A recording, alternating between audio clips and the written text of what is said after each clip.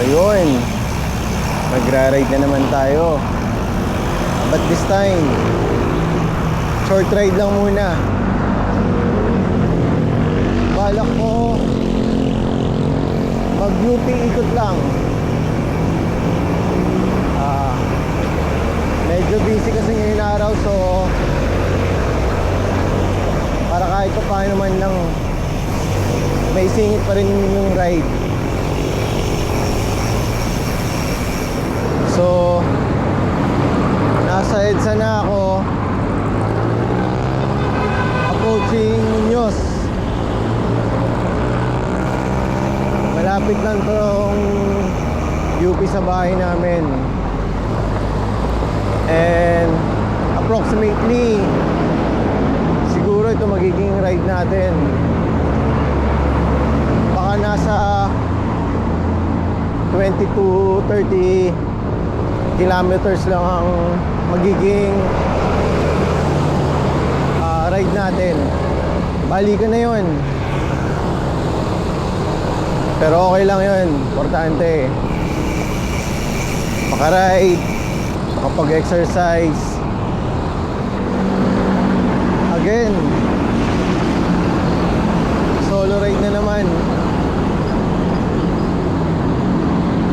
Medyo biglaan din kasi itong ride ko. Nagising lang ako ng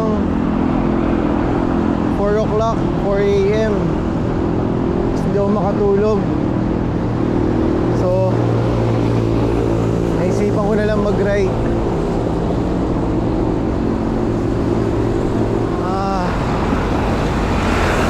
Maganda-ganda panahon ngayon. Medyo mahangin. Guys, ako nga pala, minsan sa mga susunod na i-upload ko ng mga videos, minsan yung iba doon hindi pagbabike yung content ko. Kasi sabi ko nga, kaya ako naisipan bumili ng camera, hindi lang para sa pagbabike ko, kasama na yun sa pag magkakaroon ng chance na may content ko yung ginagawa namin sa pang-araw-araw. Like for example, popost ko din yung or i-upload yung training ng daughter ko kasi nagta-taekwondo siya. Yun. As minsan siguro pag nagmo-mall, and syempre yung mga travels na gagawin namin ng family ko. So yun yung mga pwede nyong abangan dito sa channel ko. And thank you in advance sa mga nag-subscribe, mag-subscribe pa. Maraming salamat sa inyo. Oo nga pala, hindi ko pa nabanggit sa mga previous vlogs ko na kung paano ako nag-start sa pagbabike. Bali, nag-start ako actually nung pandemic. Hindi nung kasagsagan nung higpit, nung medyo lumuwag na. Kasi dati talaga basketball talaga yung passion ko eh. Since nag-pandemic, syempre bawal na yun. Bawal mag-basketball, bawal nga lumabas eh. So talagang napirmi ako sa bahay hanggang sa isang gabi. Mahilig kasi ako manood sa YouTube Kumbaga, before matulog, pampantok. Napanood ko yung multi-ride or yung long ride nila Master Ian Howe sa Bicol.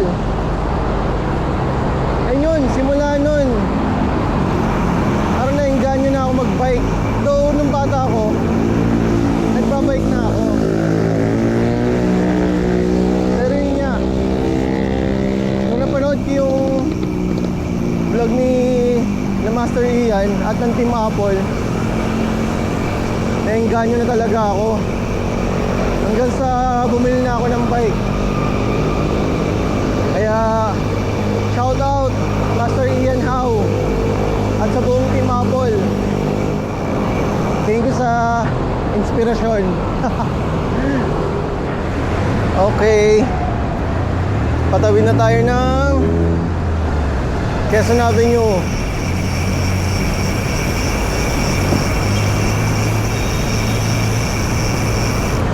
Papunta na tayo ng Elliptical Road.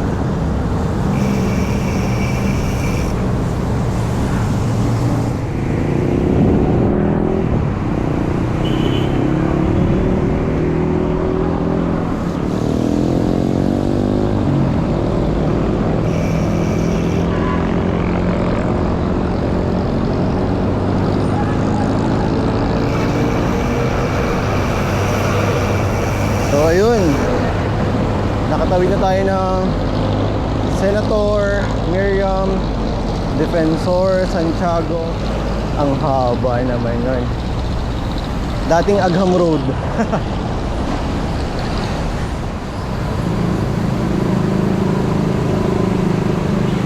Nandito na tayo sa Elliptical Road or sa Quezon Memorial Circle.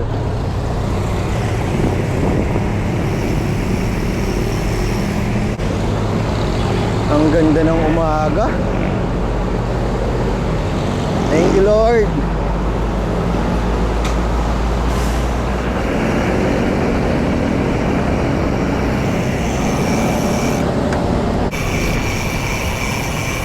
Paliko na tayo sa Commonwealth.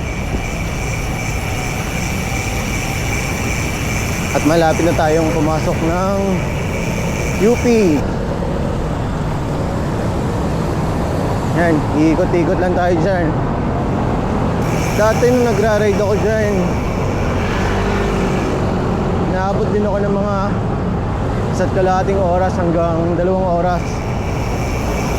Kaya balikan ko, kahit pa yun, inaabot ako ng 50 kilometers.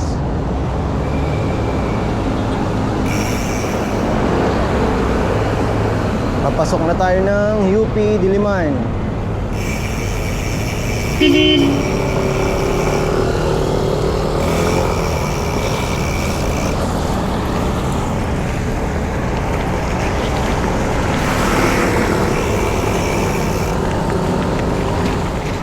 Malalaman natin kung madami nagbabike ngayon ay nagja-jogging. Dahil Sunday ngayon, expect natin marami-rami yan.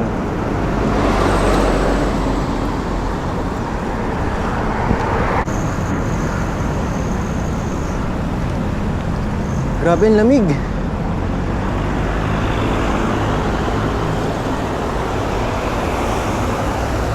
Time check 6 AM na. Pero parang hindi pa sisikat ang araw ah. Hindi ko pa nakikita eh. No, baka late lang ang sunrise. Pero grabe, ang sarap. Lamig ng hangin. Napakasarap magbike. Tapos ganyan na makikita mo.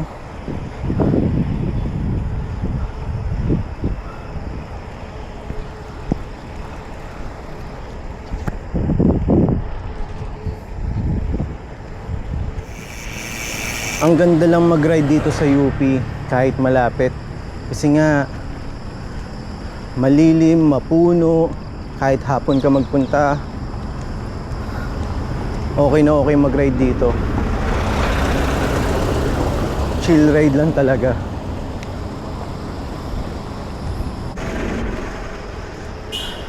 Ayan guys, magpupunta kayo dito sa UP para mag-jogging or mag-ride, lalo na pag weekend.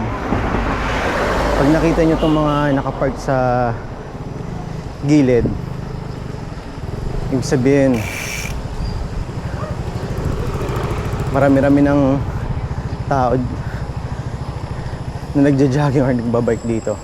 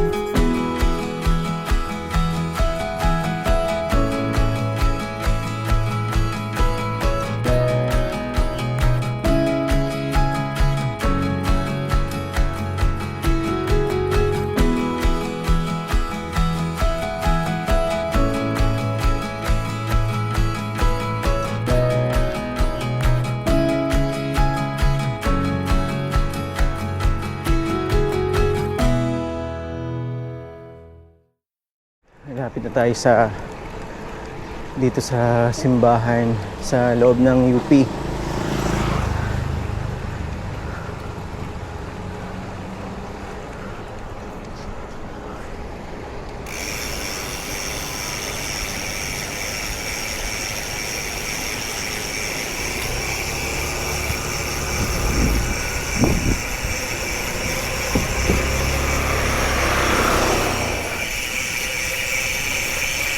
Sobrang nakaka-relax.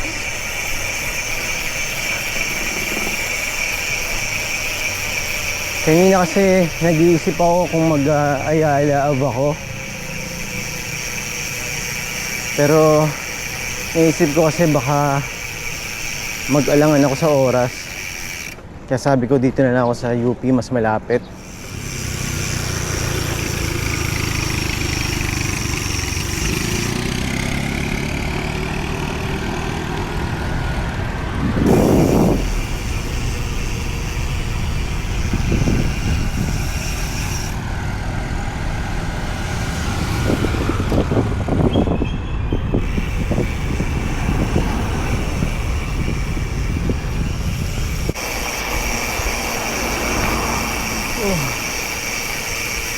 Grabe, sarap pa rin magbike.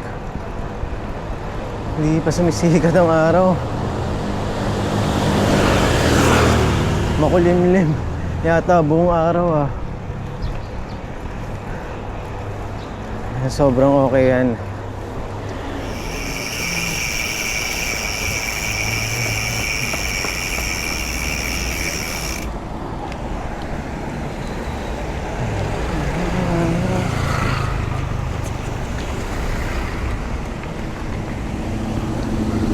Ang dami na nagja-jogging. Yung grupo nila, ilan yun? Parang more than 15 sila. Ang dami na kasing tao dun sa mismong parang oval ng UP. Kaya yung iba sa labas na.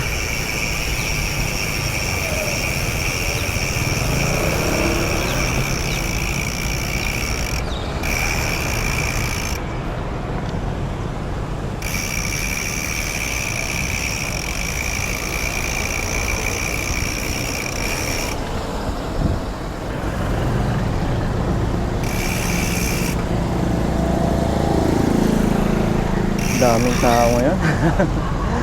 Buti na lang. Nagbabike lang ako.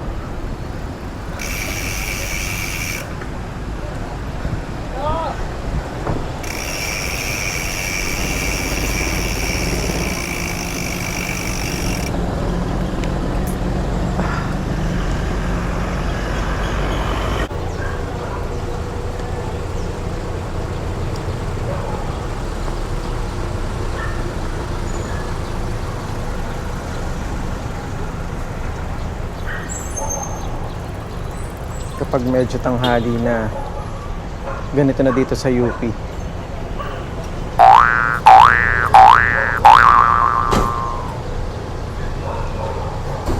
May traffic sa UP. Dito tayo sa sulok-sulukan ng UP.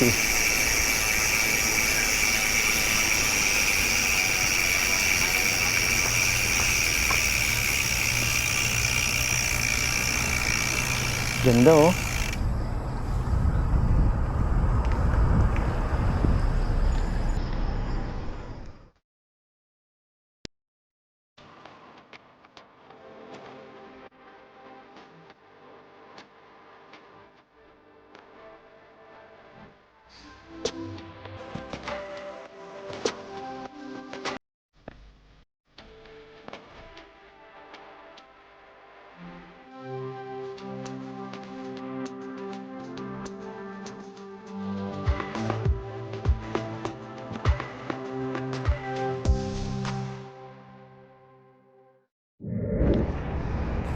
So ayun guys, pauwi na tayo.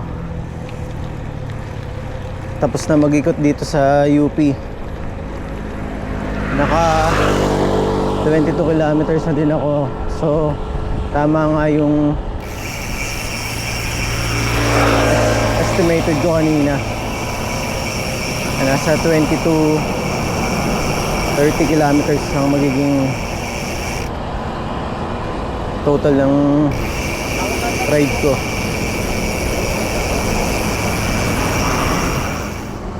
So dito tayo sa CP Garcia dadaan.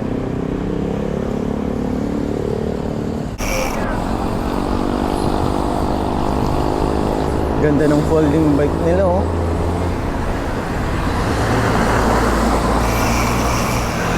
Bali nandito ako ngayon sa CP Garcia. Dito ako dumaan. Bali papunta ako ng Maginhawa Street.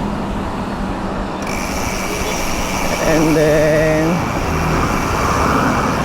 Matalino Street, ang daan ko. Tagos ng East Ave. And then tawid ako ng EDSA papunta ng Tomas Morato. From there, bahala na kung saan tayo dadaan.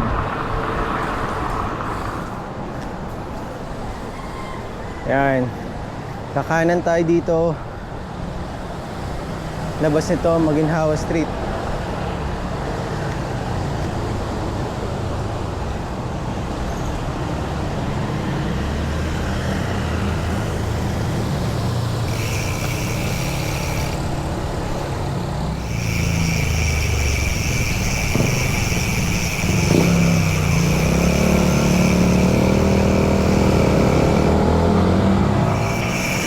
Medyo maaga tayo uuwi ngayon kasi marami pang gagawin ngayong araw. Pero at least nakapag-ride tayo. Dito na tayo sa may likod ng City Hall, ng Quezon City Hall.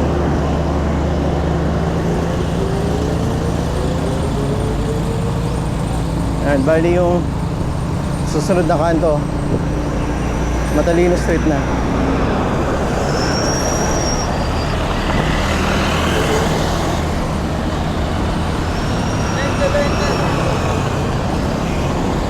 Kanan tayo dito.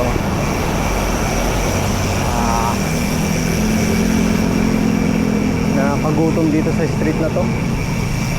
Napakadaming pwedeng kainan.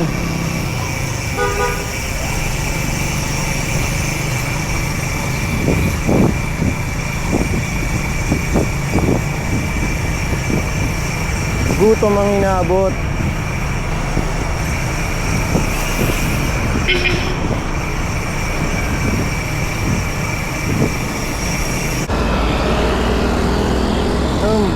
Patawid na tayo ng EDSA. Sana umabot. 3, 2, 1. Abot.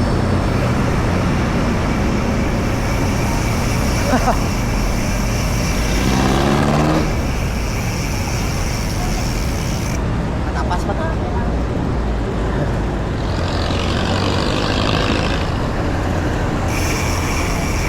GMA.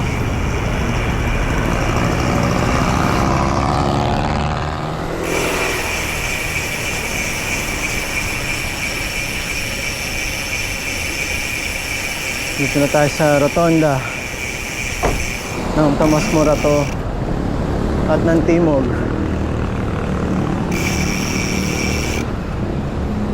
Sarap talaga pag Sunday. Ang konti ng sasakyan, less traffic.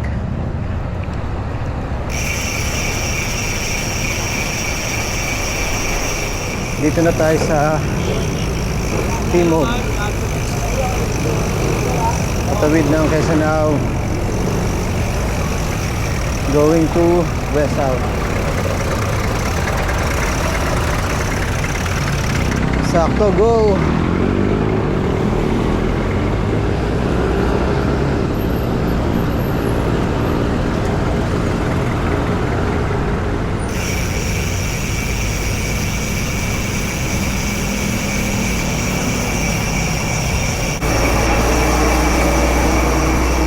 Yun, Del Monte Avenue na tayo. Dire-diretso to. Tawid ng Frisco. Then kanan tayo sa Masambong. Tapos yun na, Kaingin Road na. At malapit na sa bahay.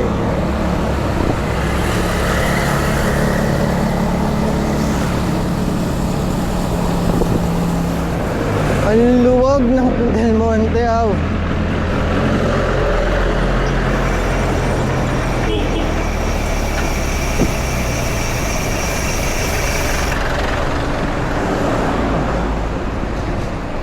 Bukas yan. Traffic na naman.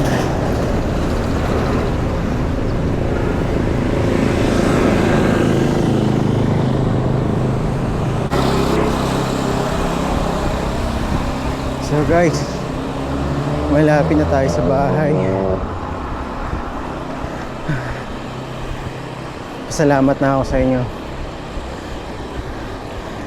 Maraming salamat ulit sa panonood,